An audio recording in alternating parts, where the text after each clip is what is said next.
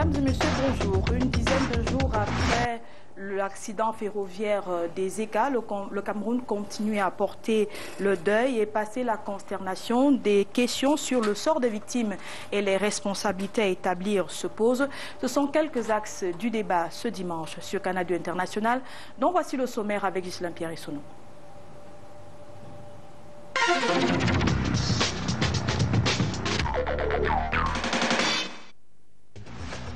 Ce deuil, j'y pense encore et pourtant je dois m'en sortir. En attendant le sort de quelques 600 blessés, issus du train de la mort dont l'accident a fait jusqu'ici, et officiellement une centaine de morts. Après le choc et le refus du croire, après la colère et la tristesse, après la résignation et l'acceptation, le temps des obsèques, obsèques sur la patrie. On dit que chaque victime aura droit à 1,5 million de francs CFA au titre des mesures d'accompagnement. Et voilà que des chanteurs camerounais se sont invités au drame pour le décrier. L'un des plus populaires de ces 20 dernières années au Cameroun, Adolphe Claude Mundi, alias Petit Pays, a même commis un texte engagé dans lequel il décrit l'impunité qu'il a fait à propos des infrastructures, que dans son pays, on remplace très souvent quelque chose qui ne marche plus par quelque chose qui ne marche pas. Fin de citation. Ouvert et sous le soleil, Adolphe a les yeux sur Etoudi, qui a mis sur pied cette fois, selon l'offre Orange, une commission qui va encore confisquer la vérité comme par le passé. Adolphe, toujours pressé, craint déjà que soient partagées les responsabilités plutôt ponctuelles par ce qu'il appelle lui-même une commission politique. Le syndicat national des journalistes du Cameroun décrit déjà, lui, des contradictoires. Elle dira cet an dernier que les plus petites bonnes nouvelles font du buzz. C'est le cas de cette place que le Cameroun gagne au classement Doing Business 2016. La Banque mondiale dit que le pays de Paul Biya compte 45,27 points et passe de la 67e position en 2015 à la 66e en 2016. Avantage comparatif, le pays a réduit les délais de délivrance du permis de bâtir, a mis en œuvre la réforme de l'OHADA, l'organisation pour l'harmonisation en Afrique du droit des affaires et accélérer le raccordement de l'électricité. Toutes ces mesures participent à donner la loi d'avril 2013 incitant à l'investissement. Là s'arrête la parade puisque l'île Maurice et le Rwanda font partie du top 50. Déduction, les procédures administratives toujours jugées trop longues, tout comme le transfert de propriété ou d'exécution de contrats au Cameroun. On voit bien que dans ce registre-là, le Cameroun est loin d'être le paradis, mais question, est-il l'enfer? Cette émission est un rendez-vous hebdomadaire. Elle est diffusée en direct et simultanément sur Canal 2 International, sur la radio Sud FM et sur la toile à l'adresse internet www.canal2international.net. Canal Presse, voici l'émission qui donne un sens à l'actualité. Bon appétit à tous.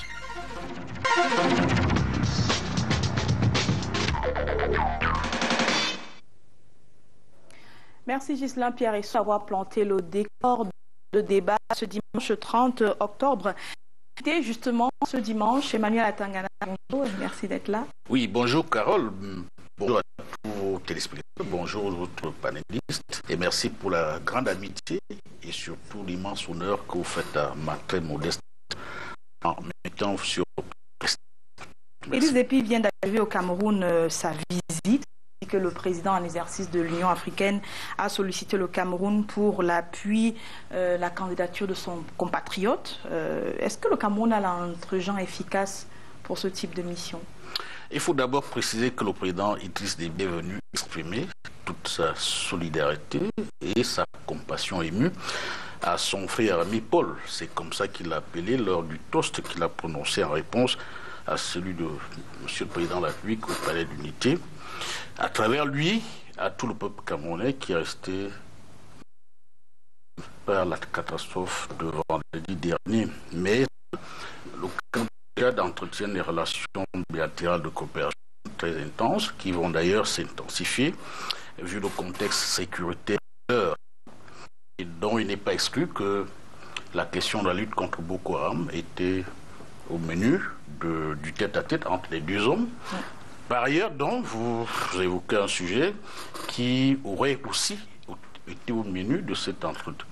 Le Tchad que son ministre des Affaires étrangères actuel soit président de la Commission de l'Union africaine, dont il n'est pas que ce sujet a été au centre aussi des entretiens entre les deux hommes d'État. On se rappelle que le président tchadien avait envoyé un émissaire à Yaoundé, le Premier ministre tchadien qui avait été reçu par le Premier ministre camerounais, Philippe Monyan. Il était porteur d'un pli fermé adressé au président de la République.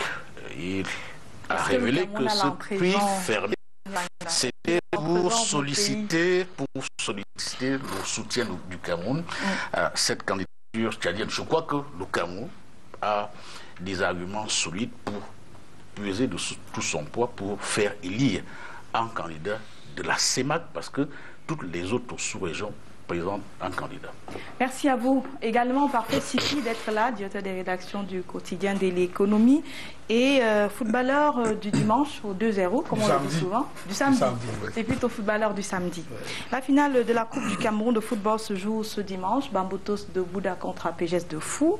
Bamboutos battu 5 francs en 6 rencontres par ce club. Est-ce qu'un jour pareil, ce type de statistiques compte pour la victoire? Non, je crois que quand on parle de Coupe du Cameroun, de finale, tous les compteurs sont à 0. Une équipe de 2e division peut très bien gagner la finale de la Coupe du Cameroun.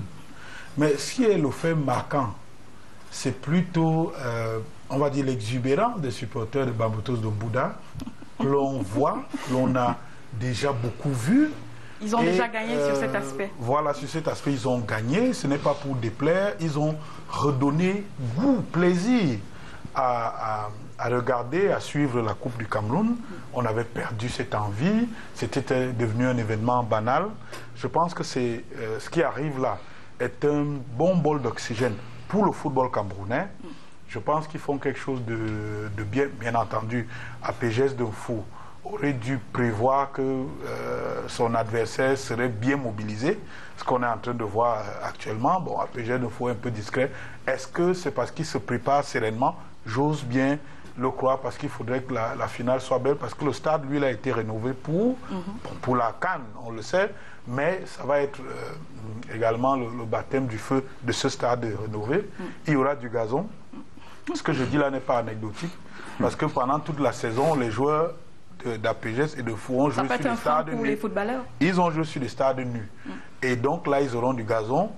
Ce n'est pas pour rien qu'on a envoyé l'un se préparer en Bankomo et un autre, je crois, à Limbé, pour qu'ils s'habituent au gazon. C'est quand même incroyable ce qu'on peut dire dans notre pays. Mais ma foi, tout ça est bien parce que c'est le football, ce sera la fête. On l'a vu. Bamboutos de Bouda nous montre que c'est la fête dans cette ambiance qui est un peu au goût de cendre ces derniers temps. Ça fait beaucoup plaisir. On espère que le président ne sera pas très éloigné du stade parce qu'il s'éloigne beaucoup des gens ces derniers temps. Jean-Baptiste Atemengue, analyste politique, merci d'être avec nous également ce dimanche. Les pays africains, ont annoncé se retirer de la Cour pénale internationale, le Burundi, le Kenya, l'Afrique du Sud, la Gambie, le Botswana. Quelques-uns évoquent des raisons d'anticolonialisme. Certains accusent la CPI de passer sous silence les crimes des Occidentaux, par exemple. Vous considérez la même démarche au Cameroun? Surtout pas. Je pense que ces décisions sont à l'image de la relation ambivalente que nous, Africains, nous entretenons avec un certain nombre de valeurs universelles. La démocratie, les droits de l'homme, nous ne la faisons pas pour les Blancs. Donc je crois que le nationalisme, le panafricanisme, l'anticolonialisme n'ont pas de raison d'être quand il s'agit de la dignité de la vie des Africains. Je crois que c'est l'impunité qu'il faut condamner, et que ce soit par l'ONU ou par les institutions africaines, il faudrait que les dirigeants africains qui bafouent ou qui tuent leurs compatriotes soient jugés. Et actuellement, le CPI est le seul lieu, malgré l'expérience du procès d'Hissène Habré au Sénégal, c'est le seul lieu dont je ne pense pas que ce soit un bon signe pour un régime africain démocratique de rejeter l'ONU, auquel nous sommes tous adhérents par conviction, je suppose. Et c'est un mauvais symbole, surtout pour l'Afrique du Sud, qui a été une nation martyrisée, qui est tout un symbole pour nous de la liberté retrouvée. Et c'est dommage que ce pays sorte de ce que je trouve logique, ce système qui permet de juger les criminels africains. Maître Olinga, merci à vous d'être venu, président de la Chambre des experts criminels du Cameroun. Vous avez sans doute connu William Eteki Mboumoua. Il est mort cette semaine à 83 ans. Quel souvenir est-ce que vous gardez de cet homme? Bonjour Carole, merci pour le privilège d'avoir d'être invité sur ce plateau. Je dis également bonjour à tous les autres panélistes. William Eteki Mboumoua, c'est un haut commis d'État et je crois qu'on verra de lui celui-là qui a donné l'aide de noblesse à la Croix-Rouge camerounaise. La Croix-Rouge camerounaise, vous voyez, n'était pas connue, on ne voyait pas des actions de manière palpable, mais aujourd'hui, nous avons une présence effective, que ce soit au niveau départemental, régional et même national. Vous allez retrouver la Croix-Rouge qui s'invite chaque fois qu'il y a des catastrophes, chaque fois qu'il y a des situations difficiles. Alors là, nous venons de perdre donc ce haut commis d'État qui, ma foi, va beaucoup nous manquer, mais nous allons tous l'accompagner à sa dernière demeure. Il a annoncé ses mémoires et nous espérons qu'il a eu le temps de les écrire avant de s'en aller. Georges-Alain Boyomo, merci à vous d'être arrivé au pas de course dans ce studio. Un autre mort avec vous, Joseph Otto-Wilson, gouverneur de la région du Centre, qui a succombé après un accident vasculo-cérébral. Oui, je pense que le décompte se poursuit malheureusement en termes de morts après les nombreux morts de l'accident des ECA. On a eu 2 hauts commis de l'État qui ont quitté la scène. Vous me permettrez d'adresser mes condoléances à sa famille et à toutes les populations de la région du Centre. Joseph Otto-Wilson avait une expérience, je pense, importante en matière de commandement territorial. Il a été longtemps préfet, notamment dans le Mayo-Tchanaga. Il a été gouverneur de la région du Nord. Je pense que c'est lui qui a géré les questions des lacs d'eau, des inondations. Il était réputé malade, à vrai dire. Dans les cercles de pouvoir, il nous est même revenu qu'il a demandé à être déchargé de ses fonctions parce qu'il était vraiment souffrant. Au moment où il est évacué, son cas est aggravé par le décès d'un de ses enfants. Et donc finalement, il a succombé. Je pense qu'il était promu un bel avenir parce que, en règle générale, lorsqu'on est gouverneur de la région du Centre ou même préfet du Mfundi, il va de soi qu'à un moment ou un autre, le décret peut vous appeler à un palier un peu plus haut. Bon, malheureusement, c'est Dieu, l'homme propose, Dieu dispose. Nous souhaitons simplement que la terre de nos ancêtres lui soit légère. Merci, monsieur, d'être venu. Je vous suggère à présent de regarder le tour d'horizon de l'actualité. C'est la revue de presse de Canal Presse.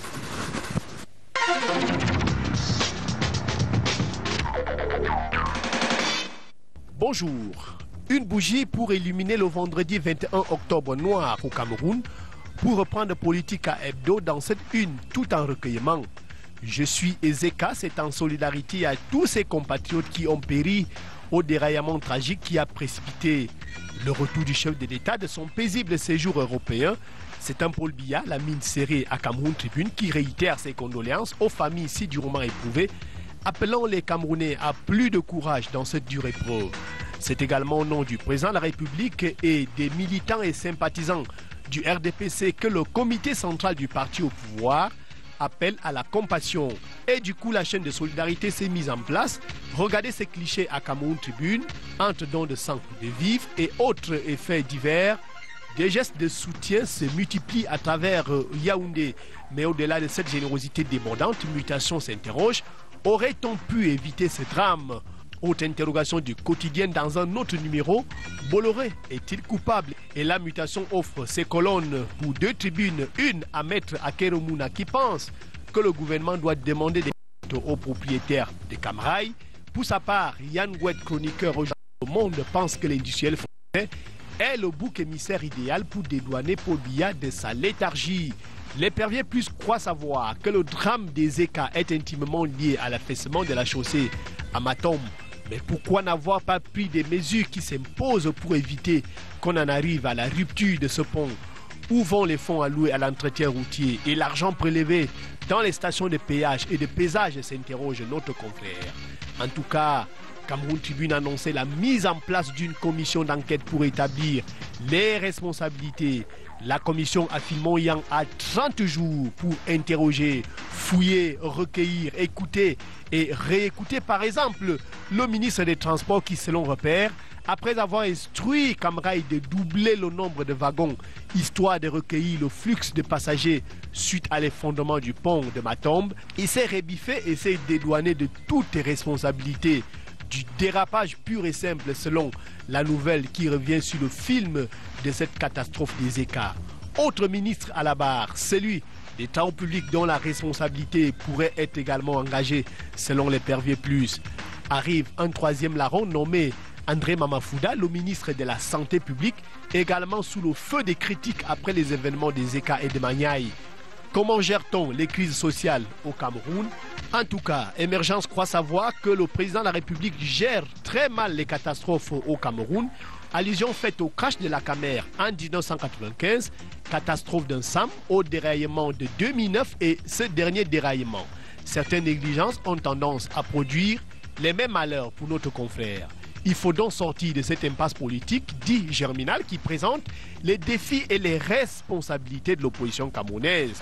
Les Camerounais n'attendent pas un messie, ils ont besoin d'un leader nationaliste, patriote, qui émerge d'un groupe qui place l'intérêt général au cœur de ses préoccupations et qui est capable de faire du Cameroun la tête de proue du développement en Afrique.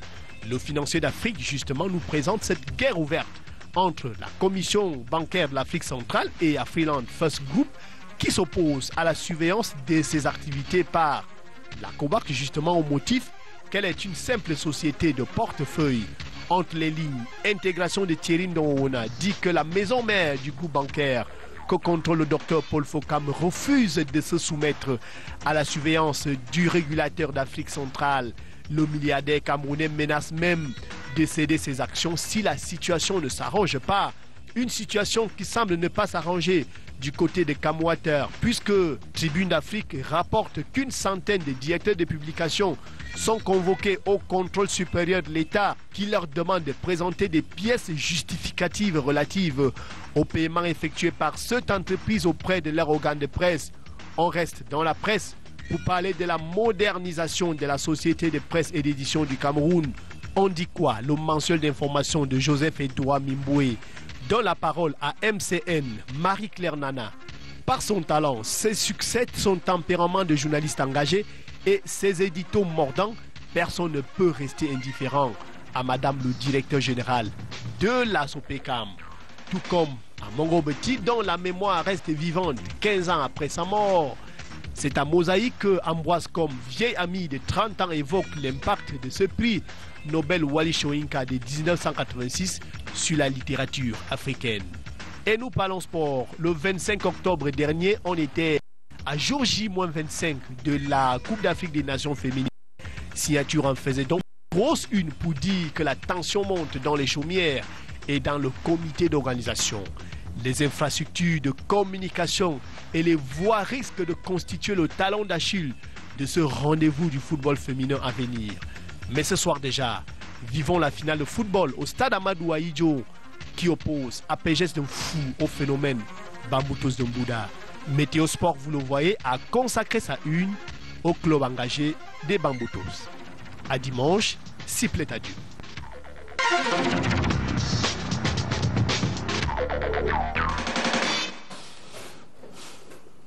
Merci pour ce tour d'horizon de l'actualité de la semaine. Nous vous retrouverons avec le même plaisir la semaine prochaine à Arlé-Debout en DB. Deux sujets sont en débat ce dimanche. Cet accident ferroviaire survenu à Ezeka vendredi le 21 octobre et ce Doing Business 2017 rendu public. Le Cameroun semble bouder son classement. Comment et pourquoi? Vous le saurez. Mais si vous voulez bien, monsieur, commençons par cet accident ferroviaire. Parfait Siki.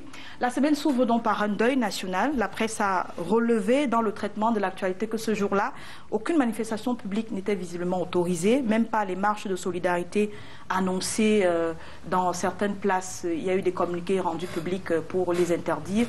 L'argument sécuritaire évoqué, est-ce que cela tient la route? Il est un peu spécieux, je dois avouer. Parce que dans ce moment-là, comment peut-on présumer que les gens qui vont sortir auront d'autres préoccupations que de rendre hommage à ceux qui sont morts? Je pense que c'était une faute de goût.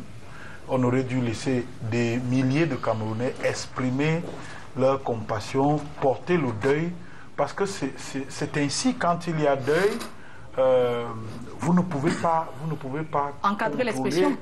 Ils auraient dû encadrer et pas interdire.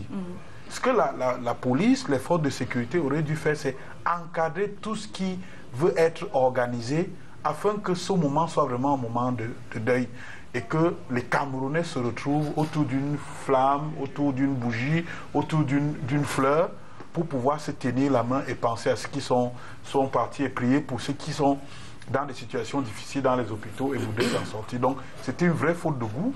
La preuve qu'on n'avait nulle autre intention que de se recueillir. L'interdiction a été prononcée, les Camerounais sont restés tranquilles, chacun a pu faire ce qu'il avait à faire et c'est passé. Mais on n'est pas heureux, on n'est pas heureux de ça. Il faut à un moment qu'on soit plus serein, que le pouvoir ne panique pas pour un rien. Il s'agissait de... Personne n'a programmé cet accident, personne ne l'a programmé. Merci. Et donc les mouvements spontanés qui se sont exprimés auraient dû aller jusqu'au bout du recueillement. Alors, Georges-Alain Boyomo, le jour du deuil, le drapeau était en berne dans la République, on a dit des messes en hommage des morts.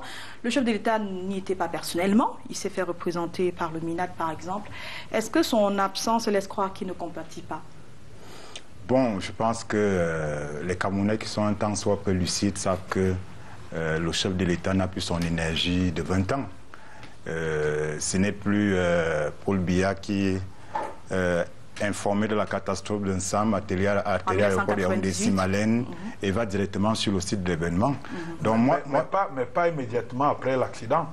Après, bien sûr, des jours après. Moi, je décris la chronologie après sa descente d'avion. Nous sommes en 2016. Je disais que le président n'a plus son énergie de 20 ans. Il a fait une déclaration à l'aéroport international de Yaoundé-Simalène. Après, il s'est réfugié en son palais. Il n'est plus ressorti manifestement. Il se fait représenter pratiquement à tout ces derniers temps.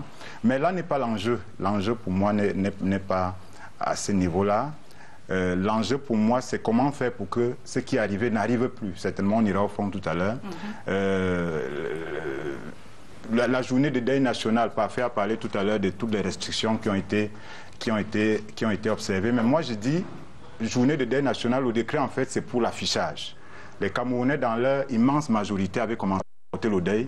Ils n'attendaient pas nécessairement qu'on décrète une journée de deuil national. D'ailleurs, beaucoup, ce jour-là, comme pour moquer le décret du président, des gens vaquaient sereinement à leurs occupations. Ils avaient commencé à porter le deuil pendant que le président se trouvait ailleurs. Maintenant, je comprends également, sans être tout à fait d'accord avec ce qui s'est passé en rapport avec les restrictions, c'est que le régime en place manifestement atteint un seuil d'impopularité tel que sa déchéance peut venir même d'un événement pareil.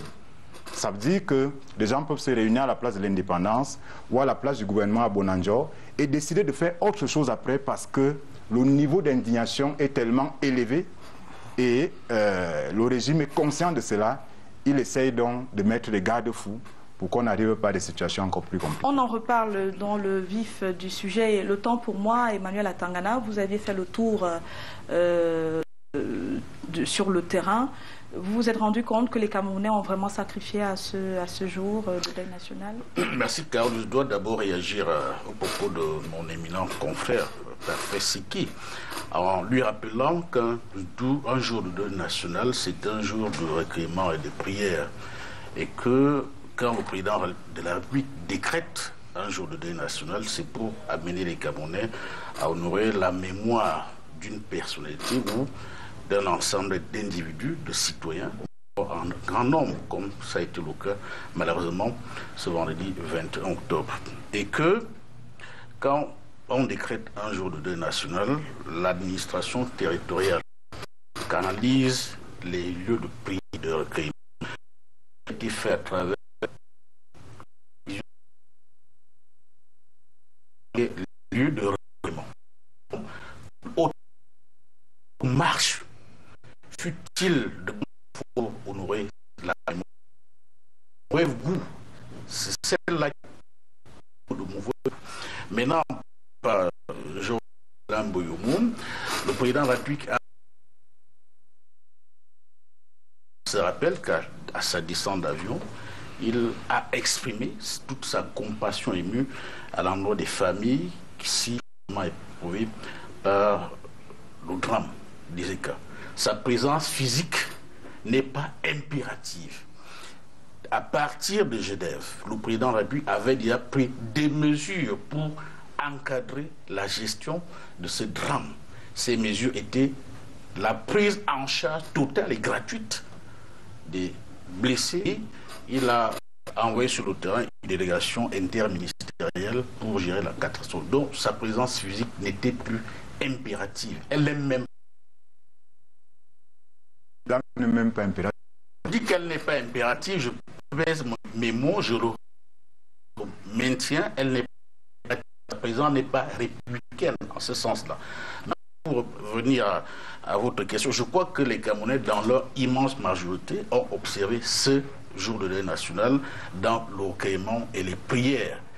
Ceux des Camerounais qui sont de bonne foi, pas les amis de Georges Alain ou bien de Parfait qui profitent des occasions comme ça pour amêter l'opinion publique. Et je rappelle que ceux qui voulaient organiser ces marches et recueillements d'une autre espèce sont bien identifiés. Ce sont des gens qui seulement ont un autre agenda politique. Donc, on en entendra encore parler. Oui. Merci. Alors, non, mais il faut dire à Emmanuel Atangana que jusqu'à preuve du contraire, le président est quand même plus mal à l'aise aujourd'hui en Suisse qu'au Cameroun.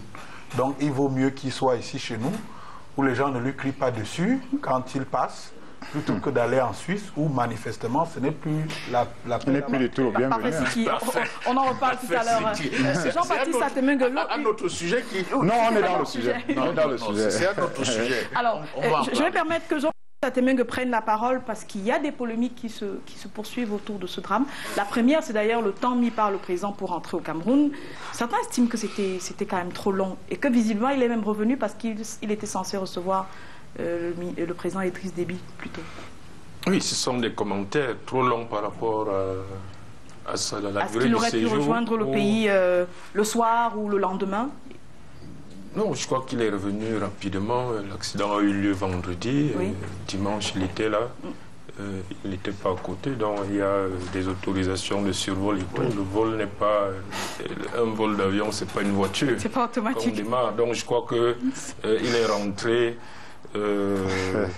conformément à un programme qu'il avait peut-être préétabli. S'il a anticipé, tant mieux, puisque l'accident est survenu juste avant. Donc je crois que sa présence était nécessaire au pays.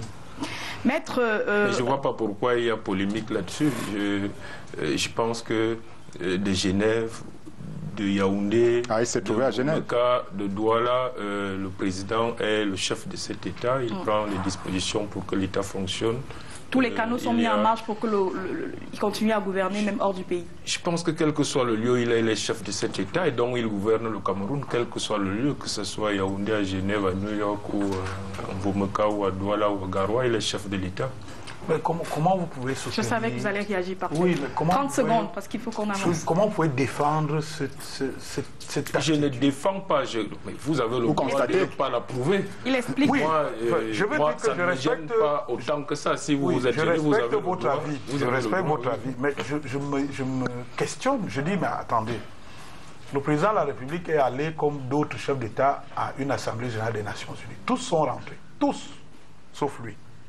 Il n'est rentré que, bon, Carole disait tout à l'heure, peut-être c'était pour préparer la visite d'Idriss Déby.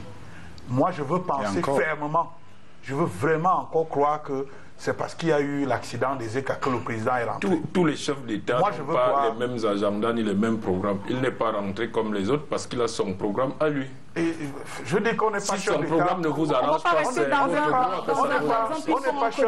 on n'est pas chef d'État pour soi-même. On est chef d'État parce qu'on dirige un pays. Et les événements qui se déroulent dans ce pays... Monsieur Atemengue, termine et puis on va avancer. Juste d'un mot, Carole, s'il te plaît. Je pensais que les circonstances sont tellement dramatiques pour qu'on ne s'attarde pas sur ce genre de détails. Parce que les Camerounais qui nous regardent ne sont pas dupes. Emmanuel Atangana et Jean-Baptiste Atemengue peuvent couper le cheveu en quatre, mais les Camerounais qui nous regardent ne sont pas dupes. Donc, moi, je propose qu'on poursuive le débat. Alors, justement, poursuivons avec l'autre polémique autour des chiffres. Maître Olinga, il se dit que Il y a 79 morts sur le plan officiel, c'est ce qui a été annoncé, peut-être un peu plus, mais des témoignages laissent croire qu'il y avait plus de morts que cela. Est-ce que cette guerre de chiffres peut être réglée, par exemple, par une enquête? Bien évidemment, à partir du moment où le chef d'État a constitué une commission d'enquête qui va pouvoir travailler dessus, en attendant même que cette commission d'enquête commence au travail, moi je voulais déjà dire ici que la Chambre nationale des experts criminels a eu à effectuer des descentes à Ezeka et à Maniaï, à Yaoundé, pour voir exactement qu'est-ce qui s'est passé. Alors on ne peut pas aujourd'hui, avec affirmation, donner un chiffre. Parce que si même le gouvernement se lève pour donner un chiffre, je crois que ça risque d'être très erroné. Pourquoi on ne peut pas donner un chiffre? Parce que ce train, il y avait des gens qui se sont enregistrés et il y avait des gens qui n'étaient pas enregistrés, donc qui n'avaient pas acheté des tickets. Et tout de suite, ça pose un problème. Donc il y a encore un travail d'identification de ces corps et des victimes, que ce soit des victimes vivants, accidentés ou à la mort. On peut compter le nombre de morts portés sur le site, non? Mais bien évidemment, puisque le travail est en train d'être fait par... Il y en a encore sur le site, des morts? Il y a encore un travail. Il y a un travail qui est effectué sur les wagons. Partout, les wagons sont tombés. Il y a un travail profond qui est en train d'être effectué par des services compétents là-dessus. Donc aujourd'hui, je crois qu'il est prématuré de pouvoir donner des chiffres. Parfait, c'est qui la question des chiffres? Je pense oui, c'est vraiment prématuré parce que moi j'étais dans le train, ce fameux train 152, j'ai vu des passagers qui sont entrés, qui n'avaient pas leur ticket, à qui on a délivré des tickets sur place. C'est vrai que ce n'est pas quelque chose d'exceptionnel, ça arrive. Ça se fait souvent. Ça se fait souvent. Quand vous prenez le train, il y a des gens qui achètent leurs tickets à l'intérieur des wagons. Mais quand l'accident s'est déroulé, on n'a pas pu retrouver ces tickets. Et on n'a même pas pu retrouver les filles, les hôtesses qui délivraient ces tickets. Beaucoup sont mortes. Et parfois aussi, même les passagers qui avaient acheté les tickets, certains sont décédés. Donc, sur la base simplement du listing, on ne peut pas avoir d'ailleurs le nombre exact de personnes qui étaient dans ce train. On ne saura jamais exactement combien de personnes étaient dans ce train. Ce n'est pas possible. D'accord. Donc maintenant sur le nombre de morts, cette polémique-là, elle est difficile. C'est difficile de trancher, de savoir s'il y en avait seulement 79 ou 78 d'après le dernier 200, comptage, 300 comme ou les s'il y en avait 60. Vraiment c'est difficile parce que certains cas de décès sont dramatiques et les gens se déchiquetaient. Tout à fait. Déchiquetaient parce que il va falloir identifier les corps. Il va falloir procéder à l'identification. Il y a des gens qui ont disparu. Reconstituer même les corps. Il y a des gens qui ont disparu. À ce jour, on ne voit ni leur corps, ni rien du tout. Il y a une célèbre notaire que vous connaissez certainement, que l'on ne retrouve pas. Bon, on la compte comment? Disparue ou morte? Ou je sais pas. Donc, la question du chiffre est une question difficile à trancher. Moi, je ne voudrais pas en rajouter en disant il y avait 200 victimes. Non, c'est une question qui est difficile. On appelle simplement à la responsabilité, à l'honnêteté de la commission d'enquête qui va travailler. On en vient. Le temps pour moi de vous demander, Emmanuel Atangana, l'autre polémique autour de ce drame vient des propos du ministre des Transports présenté comme le Cahuzac national par mutation. Allusion à Jérôme Cahuzac, cet ancien ministre français qui avait menti publiquement sur les fraudes fiscales. Le ministre ici est donc présenté comme un menteur et tout part d'une interview accordée à la CRTV. Qu'est-ce qui s'est passé? Merci. Je dois dire que le ministre des Transports, Edgar Lamak Bongo, était bien en direct sur la CRTV Radio, sur une instruction de notre top management, sur le directeur général de la CRTV. Une instruction qui m'a été répercutée par mon chef direct, c'est-à-dire la directrice de l'information, Madeleine Sopikoto, et j'ai pris sur moi donc d'appeler le ministre quelques minutes avant le 13h, c'est-à-dire à 12h50, pour lui dire qu'il sera invité au 13h et qu'il va passer en direct. Il était en direct au téléphone? Il était en direct au téléphone. La preuve, c'est que quand mon jeune collègue le prend au 13h, le ministre voit que c'est moi-même qui l'interroge. C'est pour ça qu'il... Vous veniez de lui parler quelques minutes Oui, avant. c'est pour ça qu'il répond « Merci Emmanuel Atangana ». Donc, il est effectivement en direct. À ce moment précis, on n'a pas encore l'information sur l'autre femme survenue à Ezeka. Encore que à cette heure-là, le drame n'est pas encore survenu parce que le drame survient aux environs de 13h04 minutes. 13h04 minutes. Et le ministre est justement encore en direct sur... C'était le premier élément du journal parlé. Il était encore en direct sur l'antenne du poste national de la CRTV. Encore que si on avait même eu cette information, le ministre n'aurait pas communiqué parce qu'il n'avait pas les éléments d'information. Il s'agit d'une situation de crise. Exact. Donc le ministre fait un démenti sur l'information qui a circulé sur les réseaux sociaux depuis la matinée, faisant état d'un déraillement. Et il s'agissait d'un déraillement survenu en 2009. À Moussou. Donc le ministre n'a jamais menti. Le ministre a dit la vérité. Et à ces moments, c'est quand il sort de ce direct sur la CRTV Radio qu'il est informé. C'est moi qui l'informe parce que je suis appelé par le préfet et le commandant de gendarmerie d'Union Ekele qui a un incident et qui a des morts. De crise. Je vous rappelle que quand il fait ce direct, il est en pleine réunion de crise avec tous les opérateurs du transport. Moi, j'ai l'interview.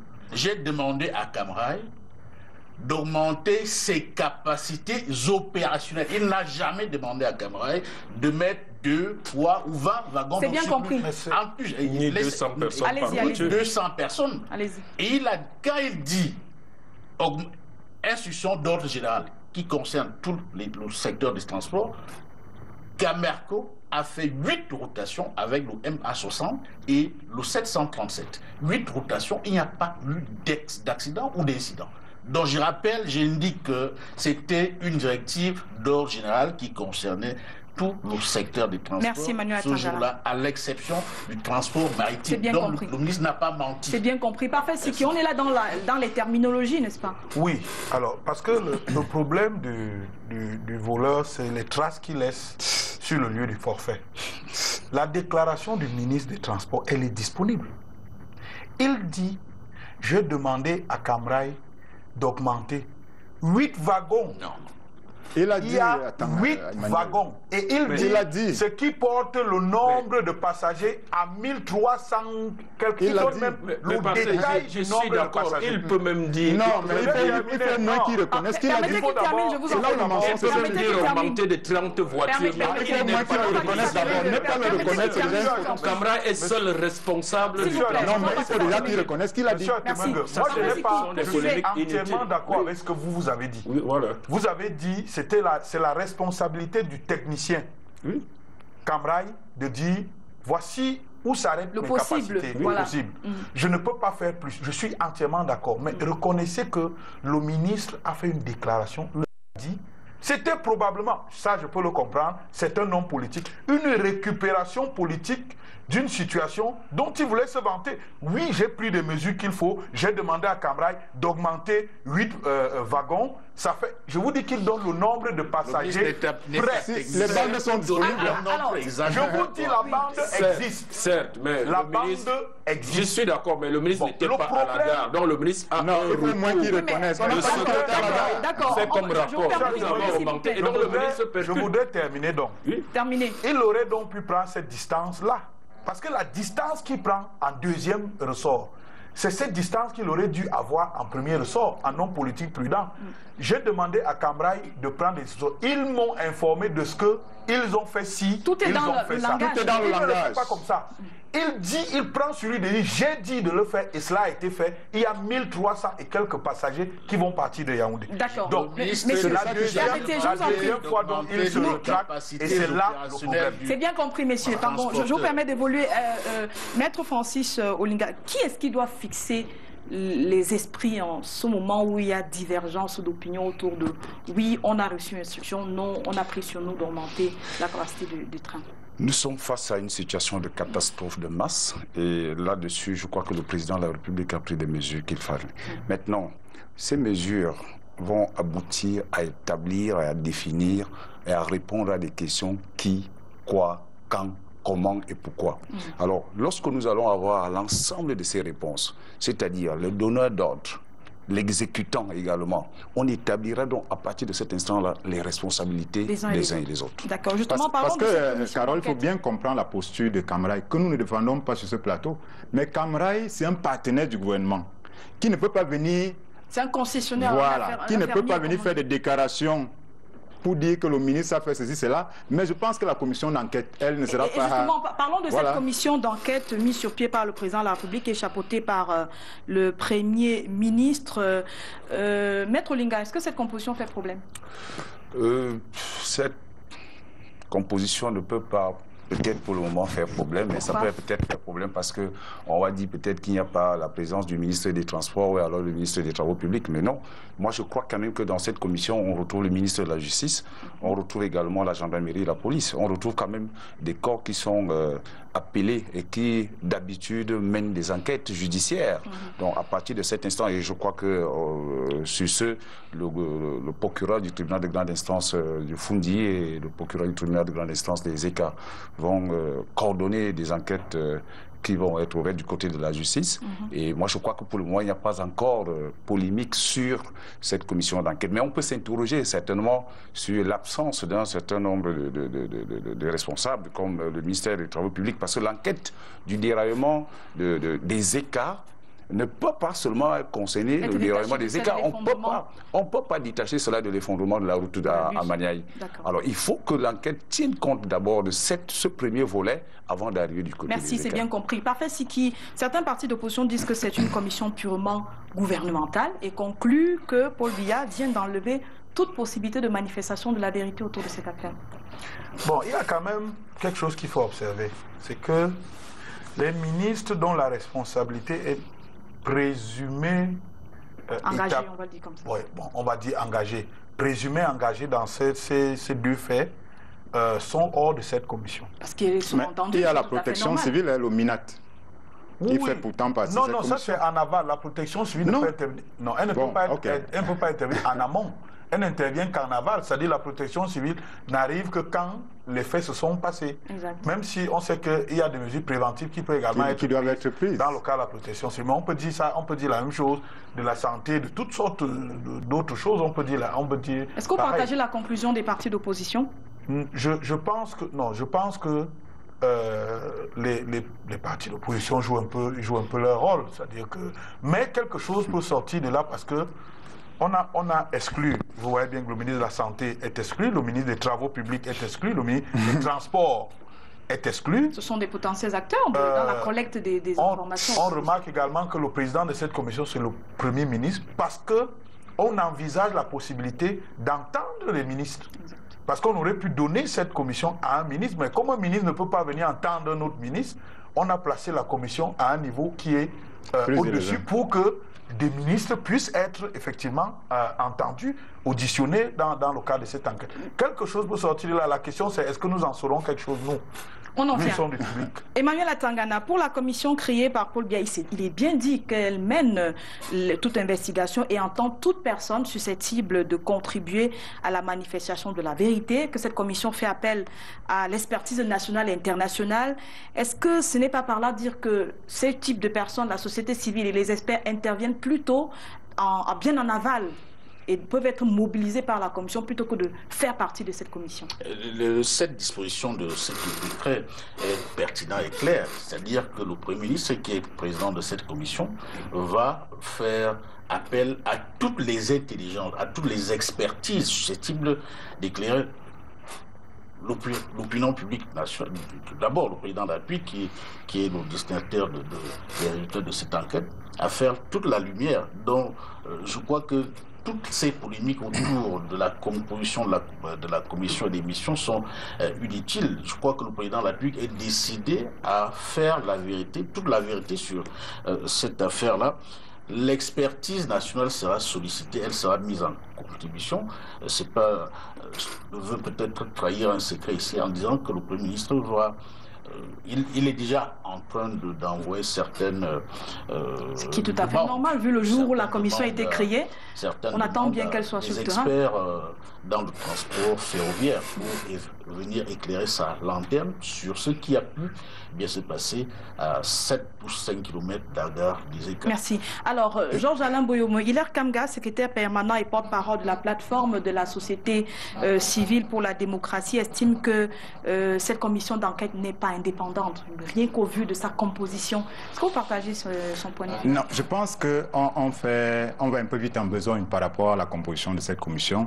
On a parlé du cas de certains ministres qui ne font pas partie de la commission. Moi, je soutiens que le ministre des Transports devait faire partie de cette commission. En tant que partie prenante, de bout en bout, il a été impliqué.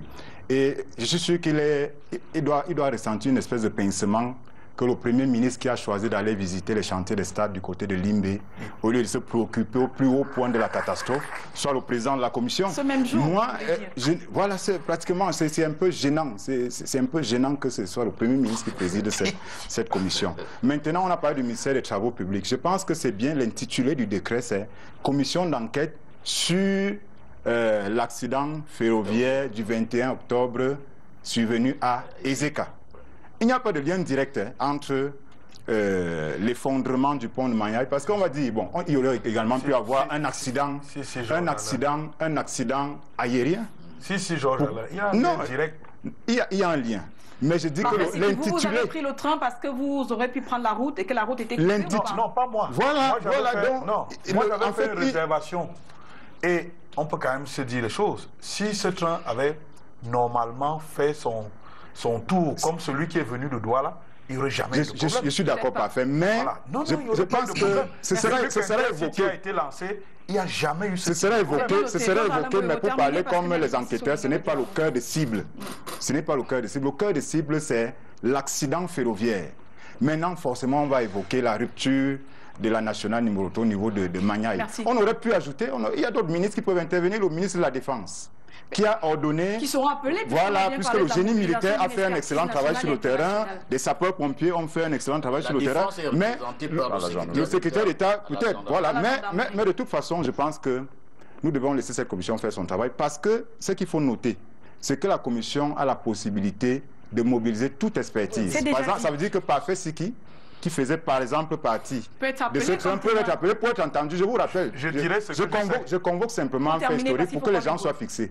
Il y a eu une commission d'enquête sur la débâcle du Cameroun à la Coupe du Monde. Cette commission était à première vue administrative. Mais je peux vous assurer qu'il y a eu des footballeurs qui ont été entendus, il y a eu des journalistes qui ont été entendus. Donc là, le problème, ce n'est pas à ce niveau-là. Parce que par ailleurs, le président a déjà sur sa table tous les rapports du ministère de la Défense, du ministère des Transports, du ministère des Travaux publics, des services spéciaux. Et donc, je pense qu'il veut simplement se faire une meilleure idée. Maître Francis Olinga, est-ce que vous avez demandé à faire partie de la commission?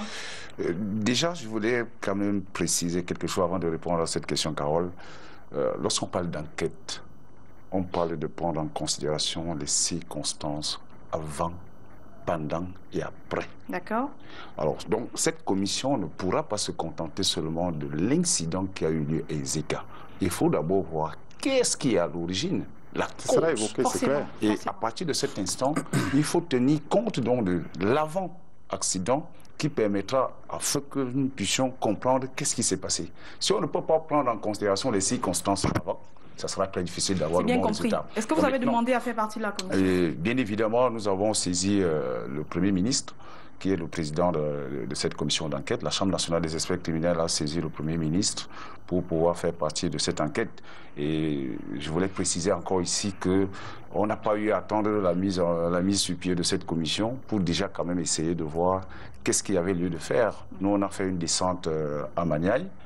On a fait également une descente à Ezeka. Nous avons des premiers éléments qui pourront permettre à ce que nous puissions présenter cela à cette commission. Vous pouvez les dévoiler ici, hein? Vous savez, en matière d'enquête, l'enquête ne peut pas être... lorsqu'une enquête est ouverte, on ne peut pas... Cela rejoint ce que Parfait ce qu'il disait. Saura-t-on un jour ce qui s'est passé? Mais avant d'y arriver, Jean-Baptiste Atemengue, Georges-Alain Boyomo ici présent, a cité dans son commentaire vendredi dernier 2 hommes politiques. Il a convoqué Georges Clémenceau qui disait « Quand je veux enterrer une affaire, je crée une commission d'enquête ». Et Sadou Ayatou, ancien Premier ministre camerounais, qui disait également « Lorsqu'on veut enterrer une affaire, on crée une commission d'enquête ». Est-ce que cela veut dire qu'il faut oublier la commission d'enquête et qu'on ne saura jamais rien sur le drame? Non, s'il vous plaît. Il n'est pas question des enquêtes administratives habituelles. Parce que ici, il y a quand même des centaines de victimes, des ayants droit. Et donc, cette commission qui n'a pas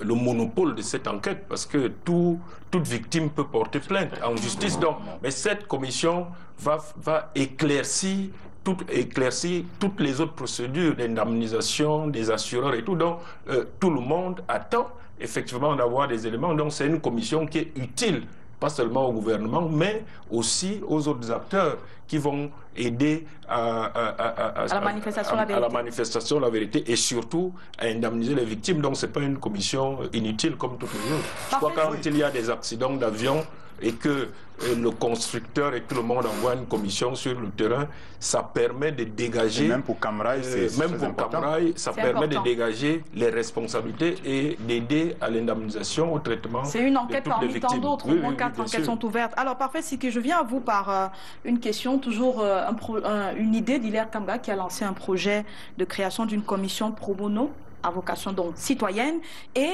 le syndicat national des journalistes du Cameroun a lancé ce qu'on appelait la task force des EK1 pour mener des enquêtes. Est-ce que des initiatives comme celle-là ont des chances de prospérer? Oui, elles doivent avoir lieu. Et qui doit encadrer? Est-ce que le gouvernement... Maintenant, peut-être le plus dur, ce sera de trouver et d'avoir accès aux acteurs sur le terrain.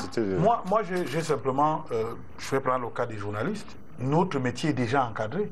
Et donc, dans le cadre des canons qui sont les nôtres dans notre métier, on peut mener une enquête.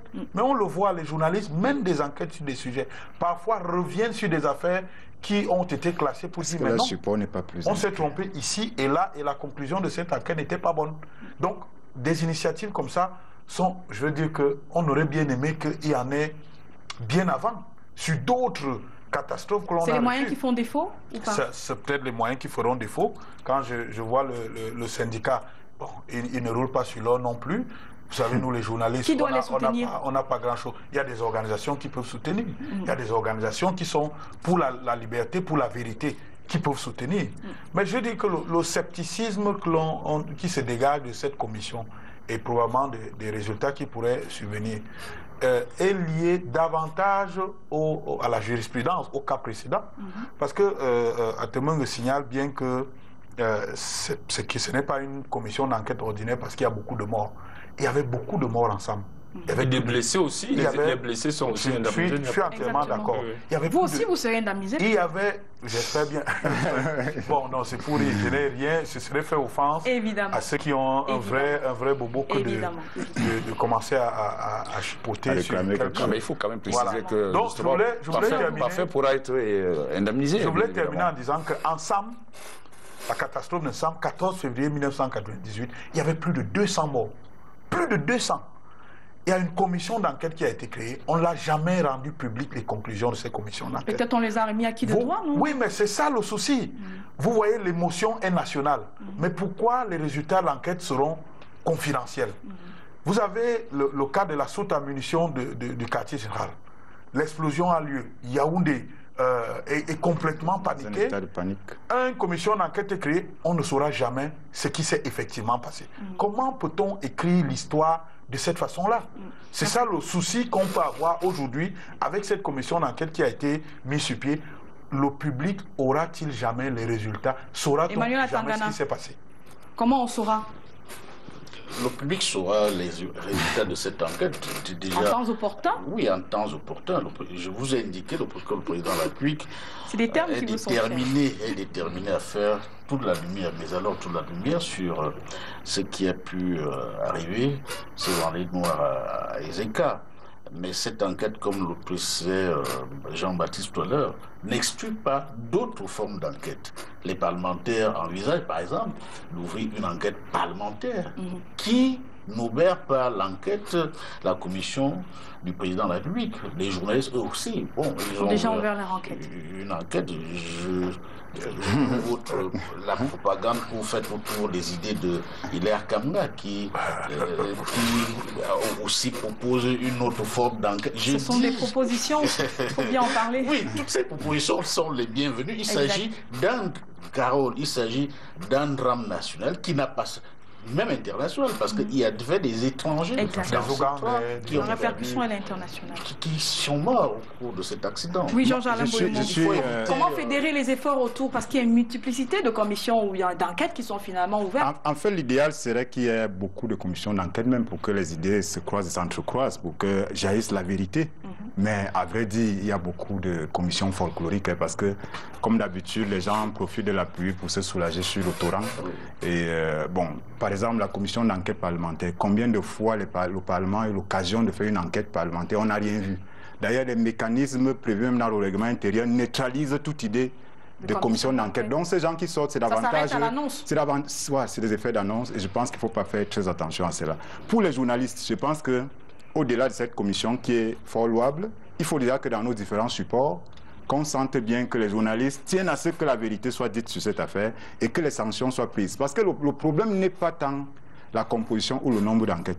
Comment on s'approprie les conclusions de l'enquête? Moi j'ai fait une recherche sur Internet, j'ai tombé sur le rapport de la catastrophe du jour-là au Sénégal. Alors, j'ai vu un peu comment les choses se passent. D'abord, sur le délai. Est-ce qu'il faut 30 jours, 21 jours? Je me suis rendu compte. Voilà, je me suis rendu compte que c'était également 30 jours. Dans la commission, il y avait des administratifs, presque exclusivement, mais on a fait appel à des gens, à des experts en matière de sécurité maritime et autres, qui ont été entendus. Et on a listé les responsables, on a dit voilà la responsabilité de chacun, et à la fin, il y a eu des recommandations.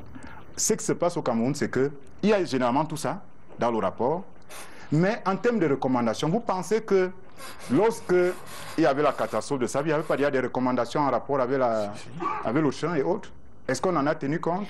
Est-ce que vous avez clairement senti? C'est clair qu'il y aura quelqu'un qui va payer, soit un ministre, soit quelqu'un d'autre. Mais on devrait aller au-delà de l'émotion, au-delà du populisme qui réclame des têtes. Parce que si on coupe la tête de tel ou tel, et que le Cameroun, pour faire plaisir au peuple, parce que manifestement, c'est ce qui va se passer, est-ce qu'après, il n'y aura pas le même type de catastrophe? Donc, c'est le destinataire du rapport qui est attendu au pied du mur, et j'espère que cette fois-ci, il ne va pas décevoir la forte attente populaire. Oui, Georges Alain et d'autres panélistes sont revenus plusieurs fois sur la catastrophe d'Ensam. Et bien évidemment, il y a eu des leçons et des aménagements. Je crois qu'il faut voir l'investissement qui a été fait sur plusieurs années. Et aujourd'hui, ce site me paraît nettement plus sécurisé qu'à l'époque. Ça a pris du temps et des moyens, mais je crois que... Merci de l'avoir noté. Bon, mais je crois que des mesures ont été prises. Oui, mais on a beaucoup attendu. Merci de l'avoir noté. Alors, Maître Francis Olinga, la commission mise sur pied par le président de la République a 30 jours pour rendre sa copie. C'est trop long ou pas assez? Tout dépendra d'abord de la compétence des spécialistes qui vont descendre sur le terrain et aussi de la logistique. Et les laboratoires, est-ce que le Cameroun dispose maintenant des capacités d'analyse d'un certain nombre d'éléments? Maintenant, ça pose déjà deux problèmes. Vous savez, lorsqu'il y a un incident comme ce qui s'est passé à Zeka, il y a ce qu'on appelle la sécurisation de la Seine. Malheureusement, ça n'a pas été fait. Certains disent avoir vu les wagons partis d'ailleurs par bateau. Voilà, ça n'a pas été fait. C'est ce qui se dit. Et aujourd'hui... Vous avez vérifié. Ça a été fait. La sécurisation du site aujourd'hui n'a pas été fait. Pourquoi? Parce que je précise encore que Camara continue à faire la ligne. Il aurait fallu dire que le site a été sécurisé quelques instants après la survenue de la catastrophe parce qu'il y avait des éléments du pire de la gendarmerie et je pense que c'est la chose la plus basique. Moi, j'ai pris l'avion avec la délégation intergouvernementale. Il y avait 4 membres du gouvernement, plus l'inspecteur général chargé de la sécurité à la délégation générale à la sûreté nationale qui était sur le terrain avec des instructions fermes. La police a bouclé les 3 sites de l'accident. C'est bien compris. Alors, terminez. Justement, la sécurisation dont je parle, c'est-à-dire en réalité, Camraï devait être suspendu pendant la période de l'enquête parce qu'il y a un travail à faire de Yaoundé jusqu'à Zeka, où le train... Toute l'entreprise devait être... Mais bien évidemment, on devait d'abord mener cette enquête-là, parce qu'aujourd'hui, les éléments techniques, moi je parle du technique là, les éléments techniques sur le terrain, on ne peut pas facilement les avoir, c'est déjà altéré, bien évidemment. Et tout de suite là, il faudra maintenant voir un certain nombre, peut-être les tachygraphes du train, qui permet, qui est un peu comme la boîte noire, qui pourra peut-être donner maintenant l'itinéraire, bien évidemment. Alors, en une minute chacun, on va terminer sur ce sujet. Parfait, Siki, je commence par vous. Quelqu'un a écrit dans une chronique, Yann Gouet peut être précis, a écrit dans une chronique cette semaine que le bouc émissaire du gouvernement, c'est Bolloré. Pas du gouvernement. Je n'ai pas entendu le gouvernement s'en prendre à Bolloré. J'ai beaucoup entendu... Comme pour dire que le gouvernement a plein de choses à se reprocher et va profiter de cette catastrophe parce qu'il y a plein de reproches sur le fonctionnement du chemin de fer au Cameroun pour se dire c'est Bolloré qui attend. Je vais faire un petit rappel. Le Camrail, c'est 60% Bolloré, c'est 40% l'État du Cameroun. C'est-à-dire que quand un problème, comme ce qu'on évoquait, quand un ministre parle à Camrail, c'est l'actionnaire à 40% qui parle.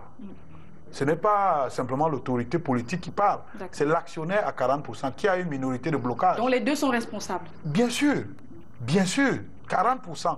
Donc quand on dit qu'une société est en concession, ce n'est pas comme si elle contrôle 100% de l'entreprise. Non, ça c'est la première chose. La deuxième chose, je dis que le débat qu'on a eu là montre bien que si on veut chercher des solutions, c'est entre nous.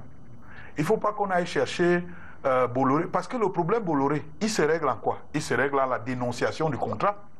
C'est-à-dire l'État du Cameroun pour estimer, le contrat de concession, nous avons un cahier de charges, vous n'avez pas fait ce que vous avez à faire, et l'affaire se règle. Mais ce qui ne va pas se régler, c'est l'état de notre chemin de fer, c'est l'état du patrimoine, c'est l'état de nos routes et de nos bus. Ça ne va pas se régler en chassant Bolloré. Donc les problèmes que nous avons, nous devons les régler et arrêter d'aller chercher des responsables ailleurs, alors qu'il y a un cahier de charges que nous devons nous-mêmes surveiller et pour qu'il soit exactement appliqué. Emmanuel Atangana, dira-t-on avec le monseigneur Jean Zoua de regretter mémoire que ces morts sont les morts de la pauvreté et de la misère? Non, je ne vois pas de rapport entre la misère et la pauvreté. Je ne vois pas de rapport. Parce que tout ce monde qui a pris ce train 152 n'est pas forcément pauvre. Parfait, c'est qui était dans ce train. Mais lorsqu'il faut prendre le rail, lorsqu'il faut entretenir les rails, lorsqu'il faut prendre soin des populations qu'on a pris la charge de convoyer sur ce genre de trajet. Je dis que ce train transportait des personnalités de la République. Il y avait le directeur général de la SONA, par exemple. Il y avait des artistes, il y avait... La pauvreté n'est pas dans le pouvoir d'achat, Emmanuel Atangana. Non, il n'y a aucun rapport direct entre l'accident et la pauvreté. Il n'y a aucun rapport direct. Il se trouve qu'il y a eu une rupture d'une buse métallique à 68 km sur la nationale. Parce que la route n'a pas été entretenue? Ou pas? Parce que la route n'a pas été entretenue. C'est aussi un indice de pauvreté, parce que la route n'a pas été entretenue.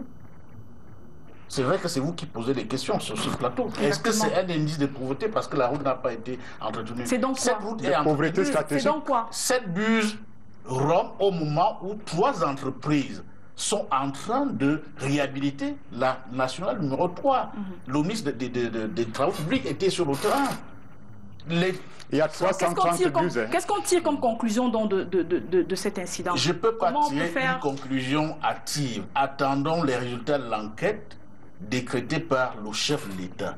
On les aura, Emmanuel. Merci à vous. Georges-Alain Boyomo. Non, je pense comment ce qui est arrivé n'arrivera plus? Comment faire? Si on ne fait pas l'apologie dans nos actes quotidiens de l'inertie, si on est en odeur de sainteté avec la prévision, je pense qu'on évitera de tels drames. Parce que au niveau de la route, je signale qu'il y a quand même 330 bus qui peuvent lâcher à tout moment. D'ailleurs, le ministre... Elles sont en train d'être... Oui, elles sont en train, mais... Il y a trop d'entreprises. Même la buse de Magnaï était en cours. On voit ce qui est arrivé. Donc, en train là, je sais que le temps du RDPC, le temps du président, c'est le temps... Un temps illimité. Mais lorsque le drame... Lorsque le drame se produit... Alors, il y a 330 bus. Je pense que pour une route à vocation sous-régionale, on ne devrait plus se retrouver avec cette piste. On devrait y avoir une autoroute, tout au moins, à ce niveau-là. Et dans le document de stratégie... On a commencé, Georges. Non, on commençait depuis combien de temps? On commençait depuis combien de temps? On aurait dû déjà avoir une autoroute. Moi, j'ai feuilleté un peu le document de stratégie pour la croissance de la bourse en ce qui concerne aussi certaines infrastructures routières. Alors, on prévoyait un certain horizon que tous les chefs de la région soient reliés à la capitale par des autoroutes. Alors, c'est une incantation, ou bien, quand on voit comment ça se passe, est-ce que c'est une incantation? C'est simplement pour dire aux Camerounais qu'on se soucie d'eux? Moi, je pense que c'est cette imprévision-là, cette inertie-là, qui nous rattrape dramatiquement. On n'aurait pas souhaité qu'il y ait des morts. C'est bien compris. Jean-Baptiste Atemengue, pour conclure, comment on fait pour que ça n'arrive plus? Il faut avancer, il faut être plus réactif. Je crois que je retiens la formule du chef de l'État à l'arrivée à Simalène qui a dit que tous les services de l'État se sont débrouillés tant bien que mal. Et ce tant bien que mal veut dire qu'on peut mieux faire. On verra bien si la chute sera là maintenant.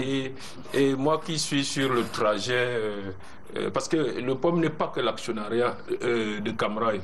Il faut distinguer le transport des marchandises du transport des passagers, qui à Camrail relève du service public. C'est pour ça qu'il y a une commission qui fixe les arrêts desservis par Camrail, les moyens.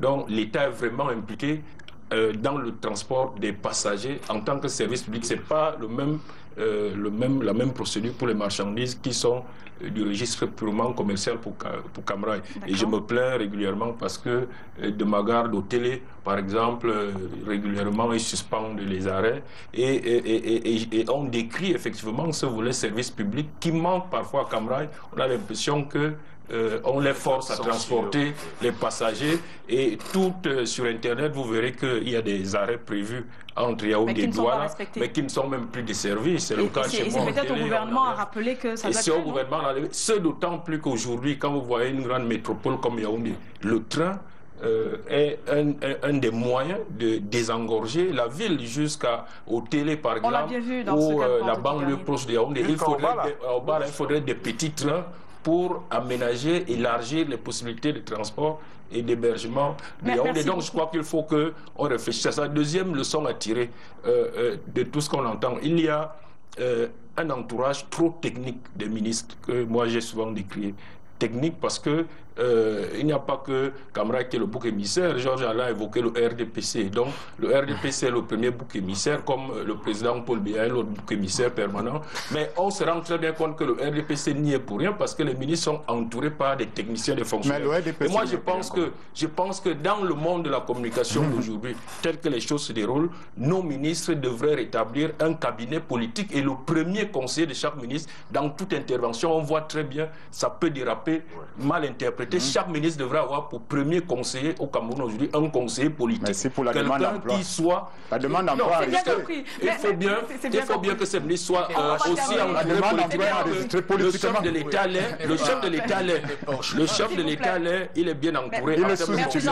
Il n'est pas au chômage, il est sous-utilisé. Alors, Francis Olinga, je termine avec vous. Mais les ministres ne sont pas politiquement entourés. En un mot, ou bien en une minute, maintenant, les victimes, maintenant que les enquêtes sont ouvertes, quelle est la démarche qu'elles doivent suivre pour être prises en compte dans la manifestation de la vérité? Pour les victimes, déjà, il faut d'abord qu'on les identifie.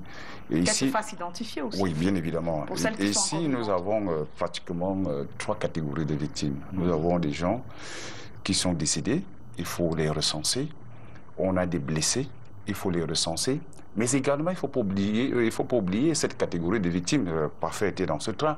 Parfait avait pour destination Douala. Parfait n'est pas arrivé à Douala. Si, à minuit 30. Mais par ses propres moyens. Pas Camrail toujours. Pas. Alors, donc, tous ceux également qui n'ont pas eu le temps d'arriver à destination sont également des victimes. Donc, il faudra donc catégoriser et voir maintenant, il y a un ensemble de dispositifs légaux et réglementaires. Carole, je m'en voudrais si je ne souligne pas l'autre problème de fond qui est les solutions de secours. Toujours au télé d'où je suis, j'ai vu des 4x4 passer le jour de la rupture de l'axe lourd. Je me demandais d'où ils venaient parce que je trouvais ça étrange. Or, il y a une route qui bénéficie d'un contrat, d'un marché triennal régulièrement reliant Ngoumou à Ezeka, contrat qui n'est jamais, route qui n'est véritablement pas entretenue. Et je suppose que ces marchés sont régulièrement payés. Donc là, il y a un problème de fond aussi. Et j'interpelle le ministre des Travaux publics pour qu'il veille justement à ce que cette route, si ce contrat triennal, depuis 6 ans, je l'ai souvent vérifié dans le journal des projets, c'est prévu, mais cette route n'est pas du tout entretenue. C'est bien et compris. Carole, un détail, on s'interroge sur la rupture, parce que si cette route était entretenue, même des bus seraient passés là-bas, puisqu'il y a un travaux d'entretien commence dans une dizaine de jours. Le doit veiller à ce que ça soit fait. Après donc l'effondrement de bus métalliques du côté de Maya, on va prendre juste une petite transition, on vous revient juste après avec le deuxième sujet en débat. Alors Thierry Camteau me fait savoir que la transition ne sera pas possible. On entame donc rapidement ce sujet sur le Doing Business 2017 qui est finalement connu depuis mardi dernier. Parfait Siki, le Cameroun a visiblement progressé. D'une place. Une seule place. Bon, ceux qui ont parlé de 6 places se sont un peu trompés parce que l'année dernière, le Cameroun avait préalablement été classé 172e. Mais quelques critères avaient été révisés et un ajustement avait été procédé avec la consolidation des indicateurs. Et sa place officielle l'année dernière, c'était 167e. Donc cette année, il est 166e. Il a progressé que d'une place. Quel est l'indicateur qui fait progresser le Cameroun? C'est le raccordement à l'électricité. Oui, il gagne 25 places. Oui, il gagne 10 points de progression. Oui, pourquoi? Est-ce que cela se sent sur le... Qu'est-ce qui a fait progresser? Est-ce que c'est la simplification des procédures, du raccordement, ou alors il y a un peu plus d'électricité que ça au Cameroun aujourd'hui? Disons que, mis à part quand même les délestages, et l'entreprise de service public d'électricité fait quand même des efforts. Quand vous voulez obtenir un compteur, quand vous regardez les moyens de paiement aujourd'hui, etc., il y a un effort qui est fait, mis à part les délestages. Les délestages, quand ils arrivent, on oublie tout, on insulte, on injurie l'entreprise, mais reconnaissons que des autres services publics que nous avons, l'entreprise du service de l'électricité fait des efforts. Un peu plus d'efforts. Voilà. Emmanuel Tangana, dans une des éditions de la Nouvelle Expression cette semaine, le professeur Isaac Tamba, directeur général de l'économie, a dit quelque peu son sentiment de frustration parce qu'au vu des réformes sur le plan interne, on se serait attendu un classement plus élogieux que ça du Cameroun. Je crois que honnêtement, le Cameroun pourrait mériter mieux, et le professeur qui est directeur de l'économie a parfaitement raison. Malheureusement, pour lui et pour le Cameroun, les enquêteurs de la Banque mondiale qui établissent ce rapport ont fait rapport bien avant la mise en œuvre des réformes, les réformes du Cameroun, notamment la réforme concernant le guichet du commerce intérieur. Donc la création d'entreprises, parce que c'est l'un des indices les plus mauvais pour nous. Le paiement des impôts par la Direction générale des impôts qui a des réformes très importantes. Je profite de votre tribune d'ailleurs pour féliciter monsieur le directeur général des impôts, le jeune directeur général des impôts. Malheureusement, le Cameroun, ces réformes n'ont pas été prises en charge. Je crois qu'en 2017, l'année prochaine, le Cameroun va gagner encore davantage de place. Et il faut également que le gouvernement camerounais mette en place les recommandations du dernier Cameroun Business Forum, parmi lesquelles la réforme judiciaire, parce qu'il sert lenteur les lenteurs administratives et judiciaires. Je sais que le journal de Parfait Siki nous a servi cette semaine, font partie des indicateurs très importants dans le classement. Merci à vous. Alors, Georges-Alain Boyomo, lors de la présentation des perspectives économiques de l'année, peu avant la publication de ce classement Doing Business, le FMI a prescrit les ajustements budgétaires rigoureux pour le Cameroun. Pourquoi est-ce qu'on a une peur bleue des ajustements structurels actuellement au Cameroun? Bon, on devrait avoir peur compte tenu de tout le mal que l'ajustement structurel a fait au Cameroun il y a un passé récent. Et donc, personne ne souhaiterait qu'on retombe dans cette espèce d'engrenage. Il y a une peur peut-être qui se justifie parce que notre niveau d'endettement commence à devenir inquiétant. Or, ça a été l'un des levains de notre entrée au FMI, même comme le président avait dit qu'on n'ira jamais au FMI, je pense qu'on a été pratiquement contraint compte tenu d'un certain nombre d'indicateurs. J'aimerais souligner par rapport à ce classement que le Cameroun évolue certes, mais on gagnerait à voir l'évolution des pays que nous regardons généralement de haut. comme le Rwanda, le Malawi, le Botswana. Alors, comment ces pays que les Camerounais regardent avec une certaine condescendance évoluent pendant que nous, le Grand Cameroun, comme le disent généralement les turiféraires du RDPC, pourquoi ce Cameroun marque le pas? Pourquoi ce Camerounais? On peut aussi regarder le classement du Nigeria et se dire le Cameroun, oui, le Nigeria, le Nigeria, on connaît la guerre, il y a la guerre contre Boko Haram, il y a un contexte international marqué par la chute des cours du pétrole. Donc, ce ne sont pas nécessairement des problèmes liés à la corruption, aux problèmes d'administration de la justice en rapport avec les affaires qui plombent l'économie nigériane. Donc, je pense que le Cameroun doit également tenir compte de cela. Regardez, c'est bien d'évoluer, de marquer un point, de gagner une place, mais regardez le classement des premiers. Qu'est-ce que les premiers font? Comment on peut domestiquer, comment on peut transposer toutes les bonnes pratiques qu'on rencontre? Et justement, Jean-Baptiste Atemengue, il y a des réformes qu'il va falloir faire, même si ce ne sont pas celles forcément prescrites par le FMI. Quelles sont ces réformes pour que notre croissance reparte? Mais même si elles sont prescrites par le FMI et la Banque mondiale, il n'y a pas de honte à ajuster son économie quand ça ne va pas. C'est pour ça que je ne suis pas d'accord quand on dit, grosso modo, que l'ajustement structurel nous a fait tant de mal. Non, l'ajustement structurel a fait du bien à l'économie camerounaise. Où en étions-nous avant avec notre économie avant les ajustements? Donc c'était nécessaire. Et aujourd'hui, s'il faut faire des réformes, il faut les faire, mais je crois qu'il faut même les faire beaucoup plus rapidement. Quel style de réforme? Dans la gestion administrative? Il y a tout ça, la gouvernance, la rapidité dans tout ce que nous connaissons comme lenteur administrative, la gouvernance, la corruption, elle est encore endémique, elle est encore importante. Il y a les infrastructures. Je crois que là, les chantiers n'avancent pas aussi vite qu'on le souhaiterait. Ce n'est pas, pas le souhait du RDPC, puisque c'est le bouc émissaire désigné. Et le RDPC est pour l'accélération de toutes ces réformes. Et je veux dire, structurellement, quand on voit ces classements, j'ai vu les pays africains globalement comme de bons sont à leur place, c'est-à-dire de 140 à 180e, parce que nos économies sont ce qu'elles sont. Maintenant, le Cameroun doit se battre pour évoluer rapidement et peut-être un jour occuper la place qu'occupe le Rwanda, qui a entrepris effectivement des réformes. Oui, là, on peut s'en inspirer. Il y a une certaine avance qu'ils ont.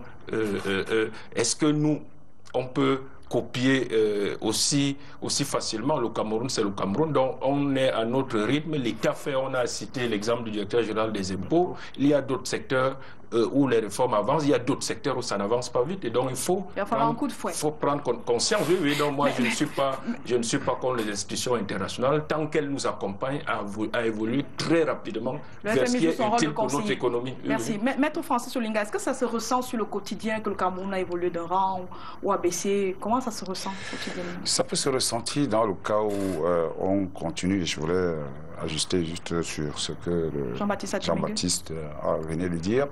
S'il y a eu des efforts en amont, c'est-à-dire la facilité de création des entreprises et autres, il y a un travail en aval qu'il faille faire.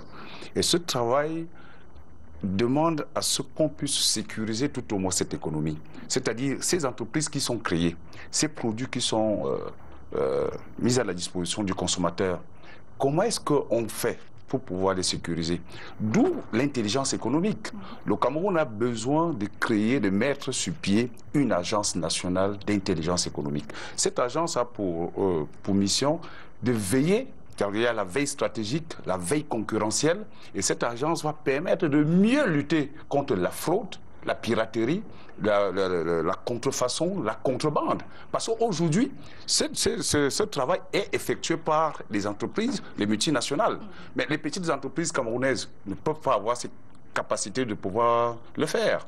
Donc maintenant, pour ressentir donc cela, il va falloir d'abord que l'État mette sur pied ces dispositifs capables de pouvoir répondre à ces besoins. Parfait, Siki. Paul Motazi a rappelé dans sa tribune il y a quelques semaines que la ligne du gouvernement était la continuation des investissements, notamment dans les infrastructures, lancer donc les projets de deuxième génération et surtout favoriser l'émergence des capitaines d'industrie, des champions nationaux. Ça fait partie des réformes qu'il va falloir mettre en place le plus tôt possible, peut-être pour voir la croissance repartir? Oui, mais le problème donc c'est que ce n'est pas exactement ce que souhaite le FMI. Parce que la tribune du ministre de l'économie répond un peu aux déclarations de la directrice générale du FMI quand elle était au Cameroun, soit en janvier, qui avait dit la conjoncture est difficile, il vaut mieux mettre un bémol sur les programmes, les vastes programmes d'infrastructure, etc. Et ce que la démonstration que le ministre de l'économie fait justement, c'est mais non, si nous arrêtons avec ces projets d'infrastructure qui ont porté la croissance, parce que si le Cameroun est prenons même les chiffres du FMI, s'il est à 4,8 cette année, comme le FMI le dit, le gouvernement parle de 5,8. Si même il est à 4,8 et que l'Afrique centrale est à 1,7 d'après la Banque centrale, la BEAC, ça veut dire que c'est le projet d'infrastructure qui est moteur. Voilà, qui ont porté et consolidé la croissance jusqu'ici. Et le ministre de l'économie dit, mais attention, si on va donc vers cette cure, est-ce que cette récession ne va pas générer une nouvelle récession? C'est là où je ne suis pas d'accord avec Atemang qui disait que ces organisations internationales peuvent proposer des mesures qui peuvent nous aider. On a vu en l'occurrence que le FMI ne nous a pas beaucoup aidés pendant les périodes difficiles. Je prends seulement un cas simple. Prenons celui où ça touche aux gens, les salaires. Les baisses de salaire, c'était une demande, une exigence du FMI. Nous avons procédé à 2 baisses de salaire. Si, non. à 2 baisses de... Absolument. Ça n'a jamais à été 2 baisses de salaire... Le FMI avait demandé de licencier, pas de baisser les salaires. C'était une solution politique camerounaise. C'était une solution le FMI avait donc demandé pire. C'est ce que vous êtes en train de dire. Oui. Non. C'est-à-dire que... Oui, il vaut mieux vous baisser les salaires. Le Cameroun a choisi de sauver la paix. Économiquement, c'est un long débat. D'accord. Ce que je voulais dire, c'est que nous ne nous sommes jamais remis de ça. Les salaires des fonctionnaires aujourd'hui n'ont plus jamais atteint le niveau. C'est bien compris par donc, je voudrais terminer en disant, ça c'était pour un peu ajouter de... Voilà. Pour dire qu'effectivement, les données qui ont été prises en compte concernent beaucoup l'année 2015 dans le rapport de 2010 et que en 2017, la direction générale des impôts souffre un peu, c'est injuste vis-à-vis d'elle. Merci. Je vais permettre qu'Emmanuel Atangana termine. Est-ce qu'on a les moyens de résister ou bien est-ce que le FMI a les moyens de nous imposer ces réformes plutôt que de nous laisser suivre notre cap que nous nous sommes fixés? Jean-Baptiste vient de vous dire que le FMI a proposé une solution que le Cameroun n'a pas appliquée. Il y a des mesures qu'on n'est pas obligé d'appliquer, des mesures édictées par les organisations internationales. Mais n'oublions pas que le Cameroun évolue dans un contexte de mondialisation. Le Cameroun ne peut pas vivre en marge de la communauté. On avait fini par donc il y a des mesures qu'il va falloir faire. Qu'il va falloir pour couper la poire en deux. Oui, accepter. On avait fini par déflater, c'était ça. Fatalement. Il n'y a pas de honte à ça, c'est d'autant plus que cette réticence a un coût. Quand on, par nationalisme, on dit le FMI nous impose... Mais le FMI a accompagné des économies asiatiques en pleine crise à la fin des années 90 et ça a réussi. Le Japon aujourd'hui a accepté, le Japon, la Corée du Sud ont été accompagnés par le FMI. Donc c'est à nous, certes, de maîtriser notre destin économique. Nous sommes souverains, mais nous devons accepter par moment de coopérer et d'accepter les réformes qu'il faut. Nous-mêmes, on doit s'imposer ces réformes. Parce qu'on va partir. Je pense qu'on ne peut pas remettre tout sur la tête du FMI par rapport à nos débois économiques, mais je suis également contre l'angélisme de Jean-Baptiste par rapport à un certain nombre d'acteurs internationaux. Il a d'abord parlé de l'ONU en début d'émission, parlant de la CPI, ça m'a un peu perturbé. Maintenant, il parle du FMI avec beaucoup de miel. Bon, de toute façon, je pense que la posture souverainiste est également recevable, parce que nous également, on ne peut pas passer le temps à dire que bon, il y a complot contre le Cameroun, ainsi de suite, alors que nous-mêmes, on a une marge de manœuvre qu'on n'utilise pas assez. Merci à vous, on va sûrement reparler, puisque ce classement Doing Business et ces réformes prescrites ou bien recommandées par le FMI sont dans l'actualité. La semaine prochaine, vous retrouverez Bouba Ngomna sur ce plateau. Et messieurs, je vous souhaite bon dimanche. Bon match, bon foot, sans avoir un pronostic à donner, que le meilleur gagne pour cette finale.